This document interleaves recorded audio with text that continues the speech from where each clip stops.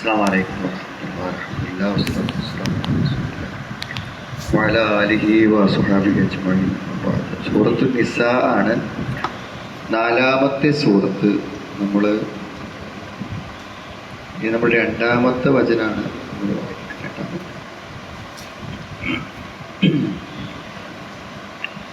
أعوذ بالله من الشيطان الرجيم. بسم الله الرحمن الرحيم.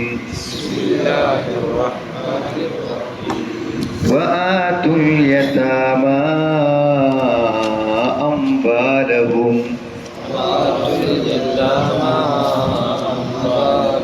ولا تتبدلوا الخبيث بالطيب ولا تأكلوا أموالهم إلى أموالكم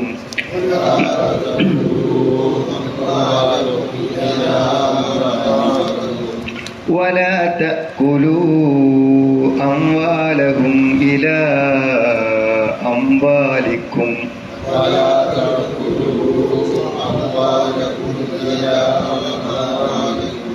إنه كان حوبا كبيرا.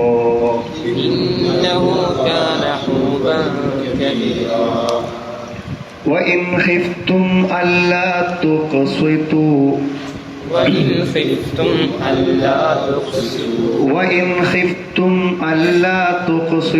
في اليتامى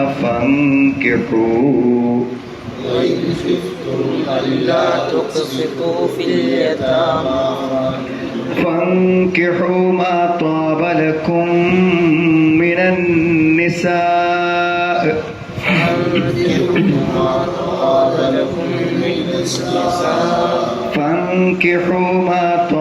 لكم من النساء مثنى وثلاث ورباع.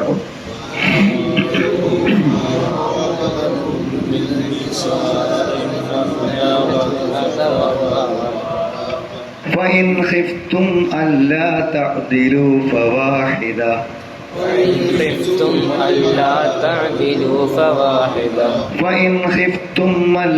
تعدلوا فواحدة أو ما ملكت أيمانكم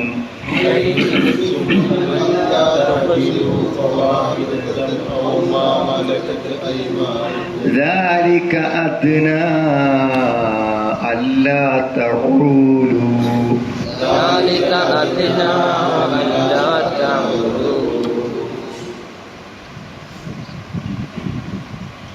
okay, അപ്പോൾ നോക്കി രണ്ടാമത്തെ ആയത്ത് മുതലാണ് നമ്മൾ വായിക്കുന്നത്. അപ്പൊ അള്ളാഹുവിനെ സൂക്ഷിക്കണം എന്നാണ് ഈ സൂറത്തിന്റെ തുടക്കത്തിൽ പറഞ്ഞിട്ടുള്ളത്. അതെന്തുകൊണ്ടാണ്? അള്ളാഹു നിങ്ങളെ സൃഷ്ടിക്കുകയും സൃഷ്ടിപ്പിൽ തന്നെ ധാരാളം അനുഗ്രഹങ്ങൾ നൽകുകയും ചെയ്തിട്ടുണ്ട്. അതുകൊണ്ട് അള്ളാഹുവിനെ സൂക്ഷിക്കണം എന്നാണ് തുടക്കത്തിൽ പറഞ്ഞത്. ഇനി നമ്മൾ മറ്റുള്ളവരോട് ചെയ്യേണ്ട കടമകളെ കുറിച്ച് പറയാം. അതിലേറ്റവും ആദ്യം പറയുന്ന കാര്യം അനാഥകളോടുള്ള കടമയാണ്. അപ്പൊ എത്രമാത്രം പ്രാധാന്യത്തോടുകൂടെയാണ് ഇസ്ലാം ഇതിനെ കാണുന്നത് എന്ന് നമ്മൾ മനസ്സിലാക്കണം. സാധാരണഗതിയിൽ ഒരു ബാധ്യത, കടമ, ഒരു മതപരമായ ഒരു നിയമം എന്ന നിലക്ക് ചില കാര്യങ്ങൾ പരിഗണിക്കപ്പെട്ടിട്ടില്ല എങ്കിൽ ചില ആളുകൾ വളരെയധികം വിഷമിക്കുകയും ജീവിതത്തിൽ വളരെയധികം ബുദ്ധിമുട്ടുകയും ചെയ്യും. അപ്പം അതിൻ്റെ ഉദാഹരണമാണ് ഇപ്പം ഈ മാതാപിതാക്കളോടുള്ള കടമ. ഇപ്പം സാധാരണഗതിയിൽ പ്രായമായി വരുമ്പോൾ മാതാപിതാക്കൾ എന്തായിരിക്കും, അവരെ സംരക്ഷിക്കുക എന്നുള്ളത് ചിലപ്പോൾ ജീവിതത്തിൽ ഒരു ഭാരമായിരിക്കും, ഒരു പ്രയാസമായിരിക്കും. അപ്പം അത് തങ്ങൾക്കൊരു അസൗകര്യം എന്ന നിലക്ക് കാണുന്നവരെ സംബന്ധിച്ചിടത്തോളം എങ്ങനെയെങ്കിലും അത് ഒഴിവായി കിട്ടാനാണ് അവരെന്ത് ചെയ്യുക, ആഗ്രഹിക്കുക. എന്നാൽ ഒരു കടമ എന്നതിലേക്ക് ഇസ്ലാം നിശ്ചയിച്ച ഒരു കടമ പ്രകാരം കാണുകയാണെങ്കിലോ എത്ര പ്രായമായാലും എത്ര വയസ്സായാലും ഒരു മരിക്കാതെ നമ്മളെപ്പം ഉണ്ടാവട്ടെ എന്നാ വിചാരിക്കും. കാരണം റഹിമാൻഫുറജിൽ ഒരു മനുഷ്യൻ അവൻ നശിക്കട്ടെ എന്നാണ്. എന്താ, പ്രായമായ മാതാക്കളെ കിട്ടിയിട്ടും സ്വർഗം നേടാൻ കഴിയാത്തത്. അപ്പൊ സ്വർഗം ഏറ്റവും എളുപ്പത്തിൽ ഒരാൾക്ക് കിട്ടാൻ പറ്റുന്നൊരു കാര്യം മാതാപിതാക്കളാണ്. മറ്റൊന്ന്, മാതാപിതാക്കളെ മാന്യമായി സംരക്ഷിക്കുന്ന, അവരുടെ പൂർണ്ണ സംതൃപ്തി ലഭിക്കുന്ന ഒരു വ്യക്തിക്ക് അയാളുടെ ജീവിതത്തിലെ എല്ലാ വ്യവഹാരങ്ങളും, അയാളുടെ ആരോഗ്യം, ആയുസ്, കച്ചവടം എല്ലാറ്റിലും ബർക്കത്തുണ്ടാവും. അപ്പൊ ആ മാതാപിതാക്കൾ സംതൃപ്തിയോടുകൂടെ നിലനിർത്തുക എന്നുള്ളത് അയാളുടെ ജീവിതത്തിന്റെ അനുഗ്രഹങ്ങൾക്ക് അനിവാര്യമായ ഒരു കാര്യമാണ്. അപ്പൊ അവരെന്തുണ്ടാവണം എന്നല്ലേ വിചാരിക്കും. ഒരു ഹക്ക് എന്ന നിലക്ക്, അല്ലെങ്കിൽ ഒരു ദീൻ എന്നുള്ള നിലക്ക് ചില കടമകൾ കണിശമായി ഖുർആൻ പഠിപ്പിക്കുന്നത് അത് അവർക്ക് നിഷേധിക്കപ്പെടാതിരിക്കാൻ വേണ്ടിയാണ്. അങ്ങനെയുള്ള ഒരു സംഗതിയാണ് ഈ യത്തീമിന്റെ കാര്യം. കാരണം യത്തീം എന്ന് പറഞ്ഞാൽ ചോദിക്കാൻ ആളില്ലാത്ത ആൾ, ഇത് വാപ്പല്ല. അപ്പൊ അതുകൊണ്ട് ആ യത്തീമിന്റെ അവകാശങ്ങൾ നിഷേധിക്കപ്പെടാൻ സാധ്യതയുണ്ട്. അതുകൊണ്ട് ആ അനാഥയുടെ അവകാശത്തെക്കുറിച്ച്, അതിനോട് ചെയ്യേണ്ട ബാധ്യതയെക്കുറിച്ച് ഖുർആൻ അത്ര ശക്തമായി ഉണർത്തുന്നത് അതുകൊണ്ടാണ്. അപ്പോൾ ഏറ്റവും പ്രധാനപ്പെട്ട ഒരു കടമയാണ് അനാഥയോടുള്ള കടമ എന്ന് പറഞ്ഞാൽ. അതാണ് വിശുദ്ധ ഖുർആൻ ഈ ഒരു രണ്ടാമത്തെ ആയത്തിൽ പറയുന്നൊരു കാര്യം. പിന്നെ മറ്റൊന്ന്, ബഹുഭാര്യത്വത്തെക്കുറിച്ച് പറയുന്നു. ഒരു പുരുഷന് 2 മുതൽ 4 വരെ വിവാഹം കഴിക്കാം എന്ന് വിശുദ്ധ ഖുർആൻ പറയുന്നുണ്ട്. അത് ഒരനുവാദമാണ്, കഴിക്കാനുള്ള ഒരു അനുവാദം ഇസ്ലാം നൽകിയിട്ടുണ്ട്. ഒരു പുരുഷന് ഒരു കാരണങ്ങളും ഇല്ലെങ്കിലും അയാൾക്ക് 2-മതോ 3-മതോ 4-മതോ ഒക്കെ വിവാഹം കഴിക്കുവാൻ ഇസ്ലാമിൽ അനുവാദമുണ്ട്.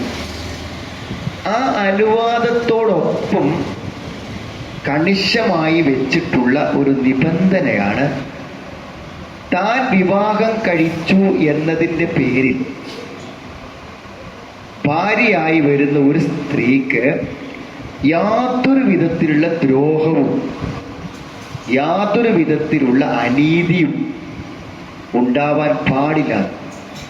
ഇപ്പൊ വിവാഹം കഴിക്കുന്ന ഒരാളെ സംബന്ധിച്ചിടത്തോളം അയാൾ നിർബന്ധമായും പാലിക്കേണ്ട ഒരു കാര്യം, ഞാൻ വിവാഹം കഴിക്കുന്നത് മൂലം ആ സ്ത്രീക്ക് ഏതെങ്കിലും നിലക്കുള്ള അനീതിയോ അക്രമമോ വിവേചനമോ ഉണ്ടാകുന്ന ഒരു സാഹചര്യം ഉണ്ടെങ്കിൽ ഒരു അനുവാദത്തെ സ്വീകരിക്കുന്നതിലേറെ പ്രധാനമാണ് എന്താണ്, ഒരു വ്യക്തിയുടെ സ്വസ്ഥതയും അതേപോലെ തന്നെ വിവാഹം കഴിക്കുന്ന വ്യക്തിയുടെ സമാധാനവും അതിൽ പ്രധാനപ്പെട്ട കാര്യം. അങ്ങനെയാണെങ്കിൽ ഒന്നുകൊണ്ട് മതിയാക്കാം.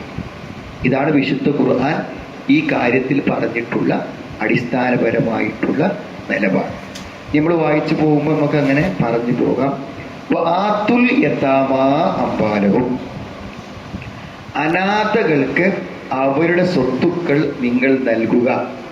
നിങ്ങൾ എന്ത് ചെയ്യണം? വിട്ടുകൊടുക്കണം. അനാഥയുടെ സ്വത്ത് നിങ്ങൾ എന്ത് ചെയ്യണം? അനാഥക്ക് നൽകണമെന്നാണ്. ഇവിടെ ഈ അധ്യായത്തിൽ സൃഷ്ടികളോട് ചെയ്യേണ്ട ഏറ്റവും വലിയൊരു കടമയെക്കുറിച്ചാണ് അള്ളാഹു പറയുന്നത്. യത്തീമിന് സ്വത്ത് കൊടുക്കുക പറഞ്ഞാൽ, യത്തീമിൻ്റെ ഒരാൾ മരിക്കുമ്പോൾ ആ കുട്ടിയുടെ സ്വത്ത് തൽക്കാലം കൈവശം വെക്കുന്നത് ഈ കുട്ടിയുടെ രക്ഷാധികാരിയായിട്ടുള്ള ആളായിരിക്കും. കുട്ടിയുടെ അമ്മാവനാവാം, അല്ലെങ്കിൽ വാപ്പയുടെ സഹോദരങ്ങളാകാം, ആരുമാവട്ടെ. അങ്ങനെ കയ്യിൽ വെക്കുന്ന ആളുകൾ ആരാണോ അത് അവരിങ്ങനെ ഉപയോഗിച്ച് അതിൻ്റെ ഒരു സുഖം അറിഞ്ഞാൽ പിന്നെ അത് കൊടുക്കാൻ തോന്നൂല. പക്ഷെ എന്ത് വേണം? ആ കുട്ടിക്ക് പ്രായപൂർത്തി എത്തിക്കഴിഞ്ഞാൽ എന്ത് ചെയ്യണം? അതിൻ്റെ സമ്പത്ത് ആ കുട്ടിക്ക് തിരിച്ചു നൽകണം. ഒരു നിലക്കും ആ കുട്ടി അന്യായമായി എന്ത് ചെയ്യാൻ പാടില്ല? ഉപദ്രവിക്കപ്പെടാൻ പാടില്ല. അനാഥ എന്ന് പറഞ്ഞാൽ ഉദ്ദേശിക്കുന്നത് പ്രായപൂർത്തിയാകുന്നതിന് മുമ്പ് പിതാവ് മരണപ്പെട്ടു പോയ ആൾക്കാണ് പറയുക. അതോടെ ആ കുട്ടികളോട് വളരെ സ്നേഹത്തോടെയും കരുണയോടുകൂടെയും പെരുമാറുക എന്നത് ഓരോ വ്യക്തികളുടെയും ബാധ്യതയിൽപ്പെട്ട കാര്യമാണ്. വലാ തതബദ്ദലുൽ ഖബീസ ബിത്വയ്യിബ്, വളരെ പ്രധാനപ്പെട്ട ഒരു ആശയമാണ് ഇത്. പണം നല്ലത് ചീത്ത എന്ന് വേർതിരിക്കുന്നതിനുള്ള മാനദണ്ഡം ആ പണം എങ്ങനെ നമ്മുടെ കയ്യിൽ വന്നു ചേരുന്നു എന്ന് പരിഗണിച്ചിട്ടാണ്. ഹലാലായ വഴിക്ക് വന്നു ചേരുകയാണെങ്കിൽ അത് നല്ല പണം, ഹറാമായ വഴിക്ക് വന്നു ചേരുകയാണെങ്കിലോ അത് മോശപ്പെട്ട പണം എന്നതാണ് വരിക. അപ്പോൾ ഏത് വഴിയിലൂടെ പണം നമ്മളിലേക്ക് എത്തുന്നു എന്നത് പരിഗണിച്ചുകൊണ്ടാണ് ധനത്തെ ഹബീസ് എന്നും മോശമായതെന്നും ത്വയ്യിബ് നല്ലതെന്നും പറയുന്നത്. വലാ തതബദ്ദലു, നിങ്ങൾ എന്ത് ചെയ്യുന്നു? മാറ്റിയെടുക്കരുത്, ബദലാക്കരുത്. ഒന്ന് കൊടുത്തിട്ട് മറ്റൊന്ന് എടുക്കുക. വലാ തതബദ്ദലു, നിങ്ങൾ മാറ്റിയെടുക്കരുത്. അൽ ഹബീസ, ചീത്തയെ, ബിത്വയ്യിബി, നല്ലതിനു പകരം. നല്ലതിനു പകരം ദുഷിച്ചതിനെ നിങ്ങൾ എന്ത് ചെയ്യരുത്? മാറ്റിയെടുക്കരുത് എന്ന് പറഞ്ഞാൽ അക്ലു മാലിൽ യതീമി ബിഗൈരി ഹഖിൻ, അനർഹമായി അനാഥയുടെ സമ്പത്ത് തിന്നുന്നതിനെയാണ് ഇത് പറയുന്നത്. അനാഥയുടെ സ്വത്ത് നിങ്ങൾ അന്യായമായി തിന്നരുതേ എന്ന് പകരമാണ് എന്ത് ചെയ്യരുത്? വലാ തതബദ്ദലു ഖബീസ ബിത്വയ്യിബി, നിങ്ങൾ എന്ത് ചെയ്യരുത്? അനാഥയുടെ സ്വത്ത് ചീത്തയെ നല്ല ശുദ്ധമായതിന് പകരം ചീത്തയായതിനെ നിങ്ങൾ എന്ത് ചെയ്യരുത്? മാറ്റിയെടുക്കരുത്. അപ്പം അനാഥന്റെ സ്വത്ത് നമ്മുടെ സ്വത്തിൽ കലർന്നാൽ അത് ചീത്തയാണ്. മാത്രമല്ല അനാഥയുടെ സ്വത്തിൽ നിന്ന് നമുക്ക് ന്യായമായി സംരക്ഷിക്കുമ്പോൾ ന്യായമായി ചിലപ്പോൾ എന്ത് ചെയ്യും? നമ്മളത് ഭക്ഷണം കഴിക്കുന്നൊരവസ്ഥ ഉണ്ടാവാം. എന്നാൽ അത് അന്യായമായ നിലക്ക് എങ്ങനെ ആ സമ്പത്തിനെ സമീപിച്ചാലും അത് ഏറ്റവും മോശപ്പെട്ട കാര്യമാണ്. നരകം അല്ലെങ്കിൽ തീ തിന്നുന്നതിന് തുല്യമായിട്ടുള്ള കാര്യമാണെന്ന് അനാഥന്റെ സ്വത്ത് തിന്നുക എന്ന് പറഞ്ഞാൽ. വലാ തഅ്കുലൂ അംവാലഹും, എന്താകരുത്? അവരുടെ സ്വത്തുക്കൾ നിങ്ങൾ തിന്നുകയും ചെയ്യരുത്. ഇലാ അംവാലിക്കും മഅ അംവാലിക്കും, ഇലാ അംവാലിക്കും എന്ന് പറഞ്ഞാൽ മഅ അംവാലിക്കും, നിങ്ങളുടെ ധനത്തോട് ചേർത്ത്, നിങ്ങളുടെ ധനത്തോട് സ്വത്തിലേക്ക് കൂട്ടിച്ചേർത്ത് അവരുടെ സ്വത്തുക്കൾ നിങ്ങൾ തിന്നുകയും ചെയ്യരുത്. ഇന്നഹു കാന ഹൂബൻ കബീറ, അത് ഏറ്റവും വലിയ തെറ്റാകുന്നു. ഏറ്റവും വലിയ തെറ്റ്. ഹൂബൻ കബീർ എന്ന് പറഞ്ഞാൽ ഇസ്മൻ അളീമൻ വബിസ്റൻ ജസീമൻ, ഏറ്റവും വമ്പിച്ച കുറ്റവും ഏറ്റവും വമ്പിച്ച പാപവുമാകുന്നു അനാഥയുടെ സ്വത്ത് തിന്നുക എന്ന് പറഞ്ഞാൽ എന്നാണ്. വമിൻ ഇസ്തിബ്ദാൽ ഖബീസ് ബിത്വയ്യിബ്, എന്താണ്? നല്ലതിന് പകരമായി ചീത്തയെ എടുക്കുക എന്ന് പറഞ്ഞാൽ അതിൻ്റെ അർത്ഥം അൻ യഖുദൽ വലി മിൻ മാലിൽ യതീമിൻ നഫീസ്, അനാഥന്റെ സ്വത്ത് എന്ത് ചെയ്യുക? ഈ രക്ഷാധികാരിയായ ആള് എന്ത് ചെയ്യുക? എടുക്കുന്നതിനാണ് അതുകൊണ്ട് ഉദ്ദേശിക്കുന്നത് അതാവുന്നു. ഒരു നിലക്കും അതിനെന്ത് ചെയ്യാൻ പറ്റൂല. സ്വത്തുക്കൾ അന്യായമായി എടുക്കാൻ പാടില്ല. അതിനെ എല്ലാ അപകടങ്ങളിൽ നിന്നും ആ സമ്പത്തിനെ സംരക്ഷിച്ചു നിർത്തുകയും അതിനെ പരിപോഷിപ്പിക്കുകയും ചെയ്യുക എന്ന ഉത്തരവാദിത്തമാണ് അയാൾക്കുള്ളത് എന്നാണ് ഇതിൽ പറയുന്നത്. അപ്പോൾ അനാഥയുടെ സമ്പത്തുക്കൾ സംരക്ഷിക്കുന്നതിലുള്ള ഇസ്ലാം കൊടുത്തിട്ടുള്ള പ്രാധാന്യം ആണ് എന്ത് ചെയ്യണത് ഇവിടെ വ്യക്തമാക്കുന്നത്. ഇപ്പൊ നമ്മൾ അനാഥ എന്ന് പറഞ്ഞാൽ നമ്മളെ മനസ്സിൽ അനാഥശാലയെ ഓർമ്മയിലുള്ളൂ. അനാഥ പറഞ്ഞാൽ അനാഥശാലയല്ല. നമ്മളെന്താന്ന് വിചാരിച്ചാൽ ഈ കുടുംബ സ്വത്തുക്കളൊക്കെ നമ്മൾ ഓഹരി വെക്കുമ്പോഴൊക്കെ എന്തുണ്ടാവും എന്നറിയോ? അതിലൊക്കെ എന്ത് ചെയ്യും? അനാഥകൾ ഉണ്ടാവും, അർഹതപ്പെട്ട ആൾക്കാരുണ്ടാവും. അപ്പോൾ വാപ്പ മരിച്ചു കഴിഞ്ഞതിന് ശേഷം മരണപ്പെട്ടു പോയ മക്കളുണ്ടാവും. അവരയാളെ ഭാര്യയും കുട്ടികളൊക്കെ ചെറിയ ആൾക്കാരേക്കാണ്. അപ്പൊ ഈ ഓഹരി വെക്കുന്ന ആളുകൾ എന്ത് ചെയ്യും?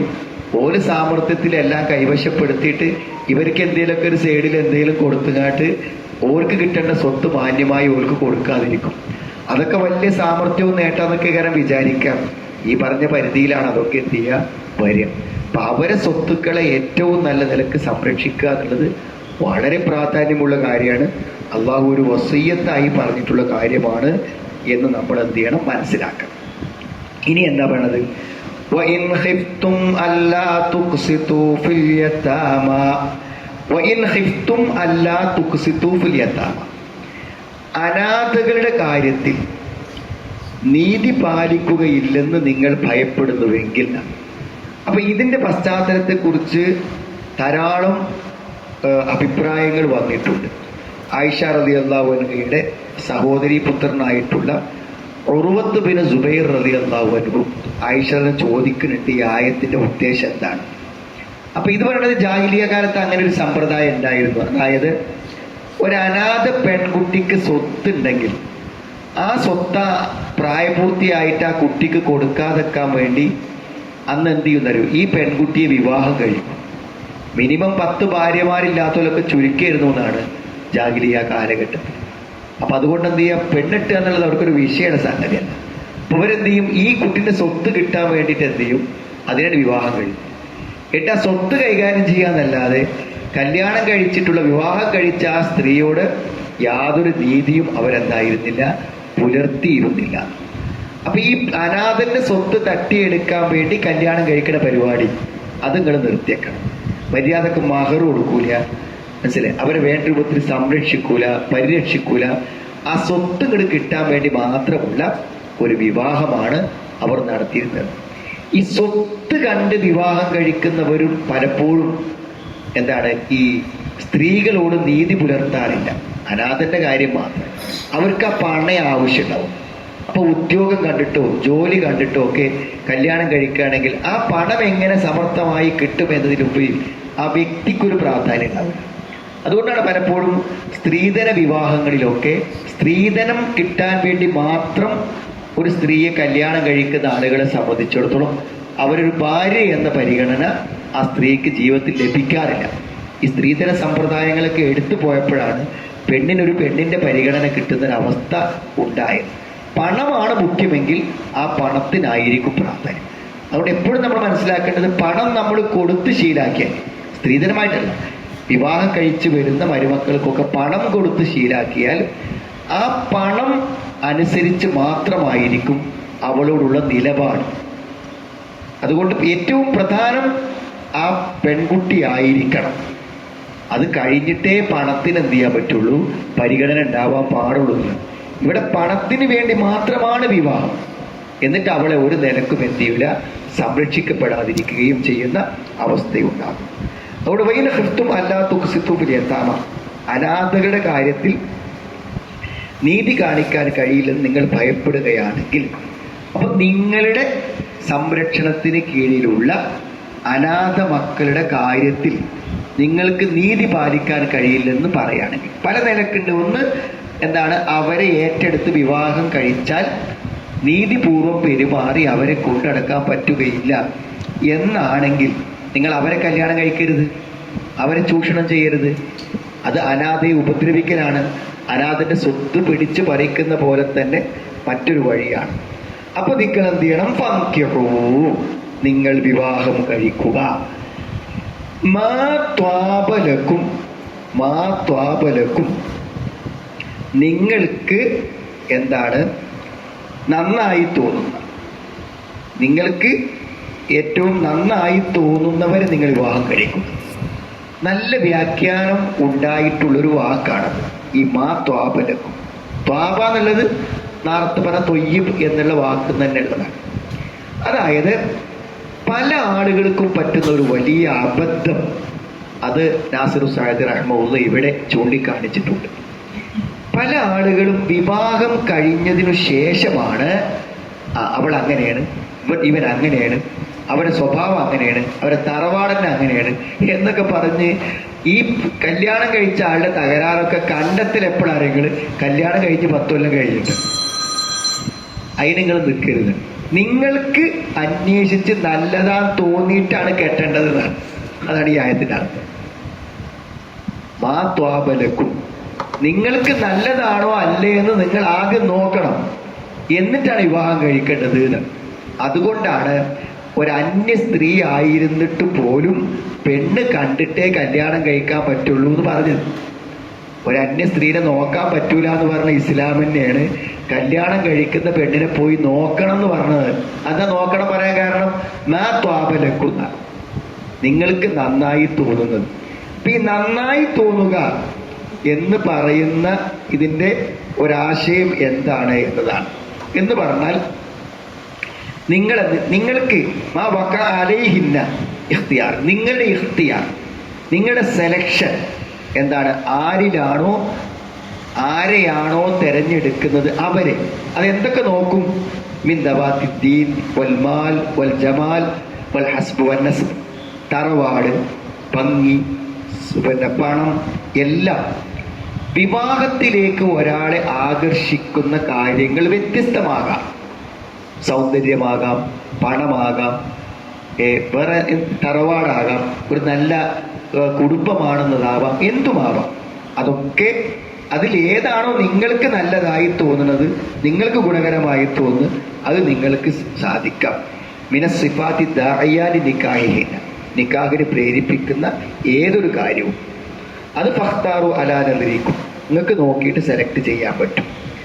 എന്നാൽ തെരഞ്ഞെടുപ്പിൽ ഏറ്റവും മുൻഗണന കൊടുക്കേണ്ടത് തുൻകഹുൽ മർഅതു ലി അർബഇ, 4 കാര്യങ്ങൾക്കാണ് ഒരു വിവാഹം. 4 കാര്യങ്ങൾക്ക് വേണ്ടിയാണ് നാല് കാര്യങ്ങൾ പരിഗണിച്ചുകൊണ്ടാണ് ഒരു സ്ത്രീ വിവാഹം കഴിക്കപ്പെടാറുള്ളത്. ലി മാലിഹ വലി ജമാലിഹ വലി ഹസ്ബിഹ വലി ദീനിഹ ഫദ്ഫർ ബിദാത്തിദ്ദീൻ തെരിബത് യമീനു, അല്ലെങ്കിൽ തെരിബത് യദാ. നിനക്ക് കുറച്ച് കഷ്ടപ്പെടേണ്ടി വന്നാലും ദീനുള്ളവളെ കല്യാണം കഴിക്കലാണ് നല്ലത്. അടിസ്ഥാനപരമായി പുരുഷനാണെങ്കിലും സ്ത്രീ ആണെങ്കിലും അവരുടെ ദീൻ പരിഗണിക്കൽ അനിവാര്യമാണ്. കാരണം ദീന് ഇല്ലാതിരുന്നാൽ വേറെ എന്തുണ്ടെങ്കിലും ആ വിവാഹം വിജയിക്കണമെന്നില്ല. ദീനില്ലാത്ത ഒരാളെ വിവാഹം കഴിച്ചാൽ എന്ത് ചെയ്യും? വേറെ എന്തെല്ലാം ഗുണം, ഒരു ഭാര്യയാവാനുള്ള, ഭർത്താവാകാനുള്ള എല്ലാ യോഗ്യതകളുണ്ടെങ്കിലും അത് വിജയിച്ചോളുന്നില്ല. പിന്നൊരു ലേഡി എന്നോട് പറഞ്ഞു, അവർക്ക് അവരുടെ കുട്ടികളൊക്കെ ഏറ്റവും നല്ല മക്കളാണ്, അവരൊക്കെ വിവാഹം കഴിഞ്ഞു, വളരെ സമാധാനമായിട്ടാണ് ജീവിക്കുന്നത്, ഒരു വിഷമം അവരുടെ വിവാഹത്തിലൊന്നും എനിക്കില്ല, ഭയങ്കരമായ അനുഗ്രഹങ്ങൾ അത് തന്നിട്ടുണ്ട്, ഭർത്താവിന് അത്രയും വലിയ സാമ്പത്തിക ശേഷിയുണ്ട്, എല്ലാം ഉണ്ട്. പക്ഷെ ഇന്ന് ഞാൻ അയാളുടെ കൂടെ ജീവിക്കണോ ജീവിക്കണ്ടേ? എനിക്കാണെങ്കിൽ 30-30 വർഷമായി ഒന്ന് ജീവിക്കണം, അയാൾ ഒഴിവാക്കാനും വയ്യ. അപ്പൊ എന്താണ്, അയാൾ എപ്പോഴും ഇവിടെ കണ്ണ് തെറ്റിയാൽ അയാൾ എന്ത് ചെയ്യും? അവിഹിതങ്ങൾക്ക് പോകും. അത് ഇവര് പിടിക്കും ചെയ്യും. അപ്പോഴൊക്കെ കാലുടിച്ച് പറയുന്നില്ല, ഇല്ല, എത്രയോ വട്ടം പറഞ്ഞ് ഇപ്പൊ വീണ്ടും സംഭവിക്കും. അപ്പൊ എന്താണ്, അവിടെ എന്താ ഇല്ലാത്തത്? മക്കളുണ്ട്, അവർക്ക് നല്ല ഭാവിയുണ്ട്, വീടുണ്ട്, കുടുംബമുണ്ട്, കാറുണ്ട്, എല്ലാം ഉണ്ട്. എന്താ ഇല്ലാത്തത്? അപ്പൊ അവരോട് എനിക്ക് ജീവിക്കേണ്ട അയാളെ കൂടെ, എനിക്ക് വെറുപ്പാണ്, എനിക്ക് കാണണ്ട എന്നാ പറഞ്ഞു. ദീനാണ് എല്ലാം. വീട്ടിലെ ചെലവ്, നമ്മളെ അനുസരണം, ചെലവഴിക്കുന്നിടത്തുള്ള സൂക്ഷ്മത, മറ്റുള്ളവരുമായ ബന്ധത്തിലുള്ള പരിശുദ്ധി, എല്ലാം ദീനാണ്. പെരുമാറുമ്പോഴുള്ള വിനയം, സ്വഭാവം, നല്ല സംസാരം, എന്തെല്ലാം ഉള്ളത് അതൊക്കെ ദീനാണല്ലോ. ദീനല്ലാത്ത എന്താ ഉള്ളത്? ദീനല്ലാത്ത എന്താണ്? എല്ലാം ദീനാണ്. അവിടെ ദീനുണ്ടോ എല്ലാം ഉണ്ട്, ദീനില്ലേ ഒന്നുമില്ല. ആണായാലും പെണ്ണായാലും. അതുകൊണ്ട് ഫദ്ഫർ വിജയിക്കുന്നു, ദീനുള്ളവളെ കൊണ്ട് നീ വിജയിക്കുന്നവർ, ദീനുള്ളവളെ കൊണ്ട് നീ വിജയിക്കും. മത്ന മിന നിസാ, സ്ത്രീകളിൽ നിന്നും നിങ്ങൾ എന്ത് ചെയ്യുക? നിങ്ങൾക്ക് നന്നായി തോന്നിയവരെ എന്നുള്ളതാണ് സെലക്ഷൻ കേട്ടോ. നന്നായി തോന്നിയവരെ മത്ന വതുലാസ വറുബാ. എന്താണ് ഈ 2 അല്ലെങ്കിൽ 3 4, 2 3 4, 4-അപ്പുറം പറ്റൂല. നബി സ്വല്ലല്ലാഹു അത് പ്രത്യേകം അനുവദിച്ചു എന്ന് സൂറത്ത് അഹ്സാബിലുണ്ട്. വേറെ ആർക്കും പറ്റിയിട്ടില്ല, അനുവദിക്കപ്പെട്ടിട്ടില്ല. രണ്ടാമതൊരു വിവാഹം കഴിക്കാൻ ആളുകൾ പല ന്യായങ്ങളും പറയാറുണ്ട്. ഒരു സ്ത്രീനെ സംരക്ഷിക്കാനാണ്, അവൾക്ക് 3 കുട്ടികളുണ്ട്, അവർക്ക് വാപ്പല്ലാത്തതുകൊണ്ട് ഒരു വാപ്പയാകാൻ വേണ്ടിയിട്ടാണ്, അങ്ങനെ പലതും പറയും. എന്തൊക്കെ പറഞ്ഞാലും ഈ തഫ്സീറൊക്കെ വായിക്കുമ്പോൾ മനസ്സിലാകുന്നത് രണ്ടാമത് കല്യാണം കഴിക്കാനുള്ള അടിസ്ഥാന കാര്യം എന്താണ്?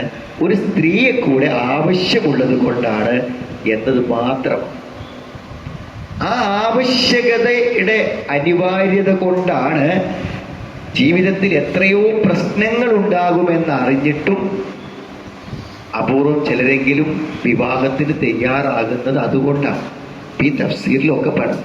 ഇപ്പൊ 4നെ പറ്റി പറഞ്ഞത് 4 വിവാഹം കൊണ്ട് എന്താണ് ഇത്തരം പ്രശ്നങ്ങൾ പരിഹരിക്കപ്പെടാത്ത ആളുകൾ ഉണ്ടാവുക അപൂർവമാണ് എന്നാണ് നാസിർ സായിദ് റഹ്മത്തുള്ളാഹി തന്നെ ഇതിൽ നിരൂപണം. അപ്പൊ വേറെ കുറെ ന്യായങ്ങളാണ് ആൾക്കാർ പറയാം. എന്ത് ന്യായം പറഞ്ഞാലും അടിസ്ഥാനപരമായ കാര്യം ഇതാ. അപ്പൊ ഇതില് വലിയ ഒരു ശതമാനം പുരുഷന്മാരെയൊക്കെ സംബന്ധിച്ചിടത്തോളം ഒരു ഭാര്യ ഭർത്താക്കന്മാരായി ഒരു ഭാര്യയായി ജീവിച്ചാലും അയാളുടെ എല്ലാ കാര്യങ്ങളും എന്ത് ചെയ്യും, മുന്നോട്ട് പോകും. പക്ഷെ എന്ത് സംഭവിക്കുന്നതെന്ന് ചോദിച്ചാൽ ഒരിക്കലും എന്തില്ല, പുരുഷന്മാരാകട്ടെ സ്ത്രീകളാകട്ടെ നമ്മുടെ ദാമ്പത്യ ജീവിതത്തിൽ തൻ്റെ കൂടെ ജീവിക്കുന്ന ആൾക്ക് വേണ്ടി തന്നെ കൊണ്ട് കഴിയാവുന്നത് പരമാവധി ചെയ്തു കൊടുക്കുക എന്നത് പലപ്പോഴും സംഭവിക്കാത്തത് കൊണ്ടാണ് പലപ്പോഴും വിവാഹ ജീവിതത്തിലൂടെ ഓരോരുത്തരുടെയും ആവശ്യങ്ങളും ലക്ഷ്യങ്ങളും പൂർത്തിയാകാതെ പോകുന്നത്. അവനവന് കഴിയുന്നത് പരമാവധി ചെയ്തു കൊടുക്കാൻ 2 പേരും തയ്യാറാവാത്തത് കൊണ്ടാണ് ഒരു വിവാഹം കൊണ്ട് പലർക്കും മതിയാവാതെ വരുന്നത്. അപ്പോൾ ഇത്തരം കാര്യങ്ങൾ എന്ത് ചെയ്യണം, ദമ്പതികളായ ആളുകൾ പലപ്പോഴും ശ്രദ്ധിക്കാതെ പോകുന്നുണ്ട് എന്നൊരു വശം ഇതിൽ പ്രധാനമായിട്ടുണ്ട് എന്നർത്ഥം. ഇനി നോക്കൂ, നിങ്ങൾ പറയണത് ഫഇൻ ഖിഫ്തും അല്ലാ തഅദിലു, ഫഇൻ ഖിഫ്തും അല്ലാ തഅദിലു, ഇനി നിങ്ങൾക്ക് നീതി പ്രവർത്തിക്കുകയില്ലെന്ന് നിങ്ങൾ ഭയപ്പെടുന്നുവെങ്കിൽ, ബഹുഭാര്യത്വത്തെ അനുവദിക്കുക എന്നുള്ളത് ഒരു അനുവാദം മാത്രമാണ്. പക്ഷേ ഇവിടെ അത് എടുത്തു പറയുന്നൊരു കാര്യം, അങ്ങനെ വിവാഹം കഴിക്കുമ്പോൾ നീതി പാലിക്കുന്നതിനെ കുറിച്ച് നിങ്ങൾ ഭയപ്പെടുന്നുവെങ്കിൽ ഫവാഹിദ, അപ്പോൾ ഒരുവളെ മാത്രം വിവാഹം കഴിക്കുക. അപ്പൊ ഒരുവളെ മാത്രം വിവാഹം കഴിക്കുക എന്നും ഖുർആനിലുണ്ട്. 4 പേരെ വിവാഹം കഴിക്കാമെന്നും ഖുർആനിലുണ്ട്. അതപ്പോ എന്താ അങ്ങനെ? ഒരു നിലക്കും രണ്ടാമത്തെ ഭാര്യയോടാവട്ടെ 1ാമത്തെ ഭാര്യയോടാവട്ടെ വിവാഹത്തിന് ശേഷം യാതൊരു വിധത്തിലുള്ള അക്രമവും, ഇതാ അമിന അലാ നഫ്സിഹി അൽ ജൗറു വദ്ദുൽ, തൻ്റെ ഭാഗത്തു നിന്നൊരു അക്രമവും അനീതിയും ഉണ്ടാകില്ലെന്ന് അവന് ഉറപ്പ് വേണം. അവർക്ക് ചെയ്തു കൊടുക്കേണ്ട എല്ലാ ബാധ്യതകളും നിർവഹിക്കുമെന്നും ഉറപ്പ് വേണം. അപ്പൊ 1ാമത്തെ ഭാര്യ പ്രശ്നം ഉണ്ടാക്കും, അപ്പൊ ചിലപ്പോൾ പിന്നെ കടമകൾ നിർവഹിക്കാൻ പറ്റാതാകും. അങ്ങനെയൊന്നും പേടിക്കാൻ പറ്റില്ല. എന്ത് വന്നാലും ഞാൻ വിവാഹം കഴിച്ചിട്ടുണ്ടോ, ഞാൻ എൻ്റെ കടമകൾ നിർവഹിക്കും എന്ന് അയാൾക്ക് ഉറപ്പ് വേണം. ഇന്ന് വിവാഹങ്ങൾ പരാജയപ്പെടുന്നത് ഈ ഉറപ്പില്ലാത്തവരും കല്യാണം കഴിച്ചിട്ടാണ് ഇന്ന് എന്ത് ചെയ്യണത്, 2ാമത്തെ വിവാഹങ്ങളിൽ പ്രശ്നങ്ങൾ ഉണ്ടാകുന്നതിന്റെ കാരണം. ഇനിയോ ഈ കാര്യത്തിൽ എന്തെങ്കിലും പേടി ആർക്കെങ്കിലും ഉണ്ടെങ്കിൽ ഒന്നേ പറ്റൂ. അതല്ലെങ്കിൽ ഓൻ്റെ ദുനിയാവിനും പരലോകത്തിനും അത് ദോഷപരമായി തീരും. അതല്ലെങ്കിലോ ഔമാ മലക്കത്ത് ഐമാനുക്കും, നിങ്ങളുടെ വലം കൈ ഉടമപ്പെടുത്തപ്പെട്ടവർ, നിങ്ങളുടെ വലം കൈ അതായത് അടിമകൾ, അവർക്ക് അവരുടെ സംരക്ഷണത്തിൽ വരുന്ന അടിമകൾ, ഇത് മാത്രമേ പറ്റുള്ളൂ എന്നാണ്. ദാലിക അദ്ന അല്ലാ തഊലു, അതൊക്കെ മുഴുവൻ വായിക്കണം. ദാലിക അദ്ന അല്ലാ തഊലു, നിങ്ങൾ അക്രമം ചെയ്യാതിരിക്കാൻ, നിങ്ങൾ തെറ്റിപ്പോകാതിരിക്കാൻ കൂടുതൽ യോജിച്ചത് അതാകുന്നു. നിങ്ങൾ ആ ഒന്നിൽ മതിയാക്കലാണ്. എപ്പോ നിങ്ങൾക്ക് നീതി പാലിക്കാൻ കഴിയാതെ വരുമ്പോൾ ആ ഒന്നിൽ മതിയാക്കലാണ് നിങ്ങൾ അക്രമം ചെയ്യുന്നവരാവാതിരിക്കാൻ, നിങ്ങളിൽ നിയമലംഘനം ചെയ്യാതിരിക്കാൻ, നിങ്ങളിൽ നിന്ന് ദുൽമ വരാതിരിക്കാൻ. അതാണ് ഏറ്റവും നല്ലത്. ശരിക്കും ആയത്തൊന്ന് വായിച്ചാൽ മതി, എല്ലാവരും പ്രശ്നവും തീരും. വായിക്കുമ്പോൾ മുഴുവൻ എന്ത് ചെയ്യണം? വായിക്കണം. പങ്കിഹോമാതാപലർക്കും പിന്നെ നിസായിമത്തിന് അവതുലാത്ത റുപായ വായിച്ച് നിർത്തിയത് ബാക്കി വായിക്കണം. അത് മുഴുവനായിട്ട് വായിക്കുമ്പോൾ ഇസ്ലാമിൻ്റെ നിലപാടിൽ യാതൊരു പ്രശ്നമില്ല എന്ന് മനസ്സിലാകും. അപ്പോൾ ഇങ്ങനത്തെ ഒരു ഘട്ടത്തിൽ ഒരാൾ വിവാഹം കഴിക്കേണ്ടതുണ്ട് എന്ന ഒരു അനിവാര്യ ഘട്ടത്തിൽ അയാളെ തടസ്സപ്പെടുത്തിയാൽ സ്വാഭാവികമായും എന്ത് ചെയ്യും? അതുകൊണ്ടാണ് പലപ്പോഴും അഭിഹിതങ്ങളും പല കാര്യങ്ങളും നമ്മുടെ സമൂഹത്തിൽ വർദ്ധിച്ചു വരുന്നതും. വിവാഹം തന്നെ വേണ്ടെന്ന് പറയുന്നവർ ആദ്യം തന്നെ അഭിഹിതം സ്വീകരിക്കും. വിവാഹം വേണ്ട എന്ന് പറയുന്ന ആൾക്കാരൊക്കെ എന്താണ്? അഭിഹിതങ്ങൾ ചെയ്യുന്ന ആളാണ്. അല്ലാതെ അവർക്ക് നിലനിൽക്കാൻ പറ്റില്ല. ലീഗലായി വേണമെങ്കിൽ ലീഗൽ അല്ലാത്ത രൂപത്തിലുള്ള ബന്ധങ്ങൾ ഉണ്ടായിരുന്നു. പല നാട്ടിലും 3ഉം 4ഉം ഇപ്പം തന്നെ വേണത് ഒരു ഭാര്യയും ഒരാൾക്കൊരു ഭാര്യയും ഒരു കാമുകിയും വേണമെന്നാണ് ഇപ്പോഴത്തെ പുതിയ സോഷ്യൽ മീഡിയയിലെ ചർച്ചകൾ. അപ്പം അങ്ങനത്തെ ഒരു വാദത്തിലേക്ക് എന്തുകൊണ്ടാണ് എത്തുന്നതെന്ന് ചോദിച്ചാൽ സ്വാഭാവികമായത് ഇസ്ലാമിൻ്റെ ആ വിവാഹത്തിൻ്റെ മഹത്വവും പരിശുദ്ധിയും കാര്യങ്ങളൊക്കെ ശരിക്കും മനസ്സിലാക്കാത്തത് കൊണ്ടാണ് അങ്ങനെ വരുന്നത്. ദാലിക അതിന അല്ലാത്ത ഓരോ നിങ്ങൾ അക്രമം ചെയ്യാതിരിക്കാൻ അതാണ് ഏറ്റവും നല്ലത് എന്നാണ്. അക്രമം ചെയ്യാന്ന് പറഞ്ഞാൽ വഅദുൽ ഖിയാമി ബിൽ വാജിബ്, പെണ്ണെട്ടിയിട്ട് അതിൻ്റെ കടമ നിർവഹിക്കാതിരിക്കുക, അവരെ ശരിക്കും സംരക്ഷിക്കാതിരിക്കുക. അതുതന്നെയാണ് വലൗകാന മുബാഹൻ.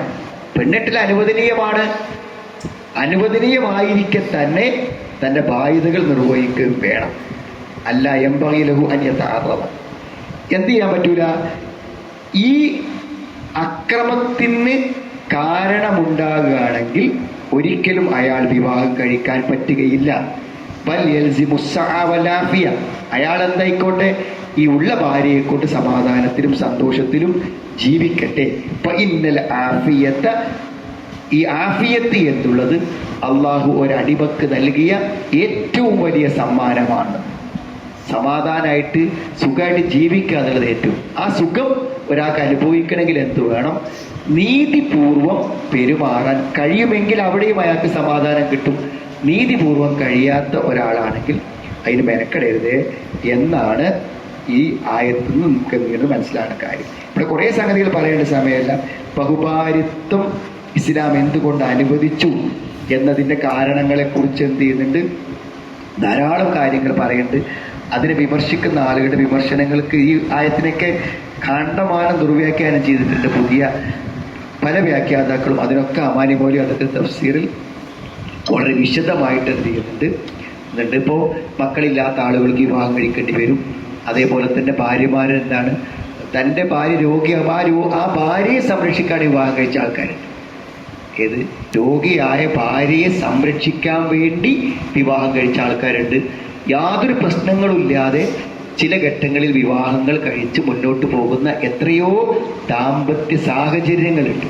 അതൊക്കെ പഠിച്ച് മനസ്സിലാക്കുമ്പോൾ ഇസ്ലാം എന്തിനാണ് അനുവദിച്ചത് എന്ന് ചിന്തിക്കുന്ന പല ആളുകളുണ്ട്. സ്ത്രീകളിൽ തന്നെ പല ആളുകളുണ്ട്. പക്ഷെ അതിൻ്റെ അനിവാര്യമായ ഘട്ടങ്ങളിൽ അത്തരം ചില സന്ദർഭങ്ങളിൽ അത് അനുവദിക്കപ്പെടുന്നു എന്നത് ഇസ്ലാമിൻ്റെ വിശാലമായിട്ടുള്ള ഒരു നിയമം തന്നെയാണ്. അതിന് അതിൻ്റെതായ ഗുണങ്ങളുണ്ട് എന്ന് മനസ്സിലാക്കാൻ പറ്റും. ഇതുപോലെ നോക്കാം. أعوذ بالله من الشيطان الرجيم. بسم الله الرحمن الرحيم. وآتوا اليتامى أموالهم ولا تتبدلوا الخبيث بالطيب. وآتوا اليتامى أموالهم ولا تتبدلوا الخبيث بالطيب ولا تأكلوا أموالهم إلى أموالكم ولا تأكلوا أموالكم إلى أموالكم إنه كان حوبا كبيرا.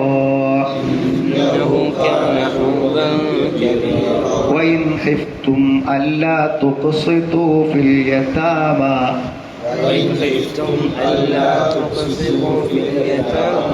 فانكحوا ما طاب لكم من النساء مثنى